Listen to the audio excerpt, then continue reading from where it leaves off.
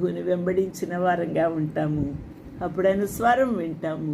ఆ ప్రభు మనల్ని నడిపిస్తాడు. My sheep here my voice and I know them and they follow me. Hallelujah. They follow me. Hallelujah. Are you following him?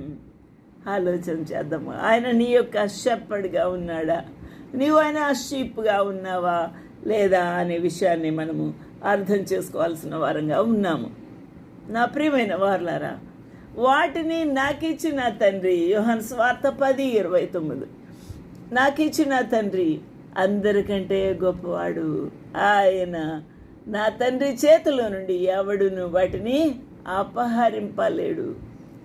ఎందుకనగా ఆయన శక్తిమంతుడు, ఆయన సర్వోన్నతుడు, సర్వశక్తి గల మహాప్రభు.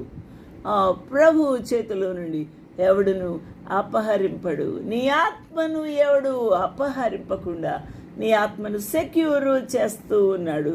నా ప్రియమైన వాళ్ళారా, నీ ఆత్మ స్థిరములోకి, క్షేమములోకి వెళ్ళిపోవాలి.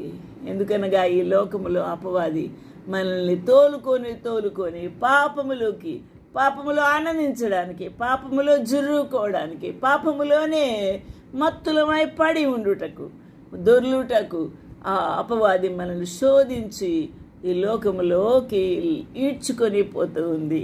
అలాంటప్పుడు నీ ఆత్మకు క్షేమం ఉండదు. కానీ ఆయన చేతిలోకి వచ్చినప్పుడు, ఆ ప్రభు యొక్క చేతిలోకి వచ్చినప్పుడు ఎవడు కూడా ఆయన చేతిలో నుండి, తండ్రి చేతిలో నుండి ఎవరు కూడా అపహరింపడు.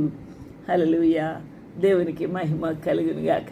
నువ్వు నిజంగా ప్రభువుని ప్రేమిస్తే ఆ ప్రేమ నుండి క్రీస్తు ప్రేమ నుంచి ఎవరు కూడా నిన్ను విడిపించలేరు. అందుకనే రోమిలకు వ్రాసిన పత్రిక పౌలు భక్తుడు ఇలాగ వ్రాస్తూ ఉన్నాడు 8:38, మరణమైనను జీవమైనను, దేవదూతలైనను, ప్రధానులైనను, ఉన్నవైనను, రాబోవచ్చున్నవి అయినను, అధికారులైనను, లోతైనను, ఎత్తైనను, సృష్టించబడిన మరి ఏదైనను మన ప్రభువైన క్రీస్తు యేసునందలి దేవుని ప్రేమ నుండి మనలను ఎడబాప నేరవని రూఢిగా నమ్ముచూ ఉన్నాము. ఎంత ఖచ్చితంగా చెప్తున్నాడు. ఆలోచన చేద్దాము. For I am persuaded that neither death nor life, nor angels, nor principalities, nor powers, nor things present, nor things to come, nor height, nor depth, nor any other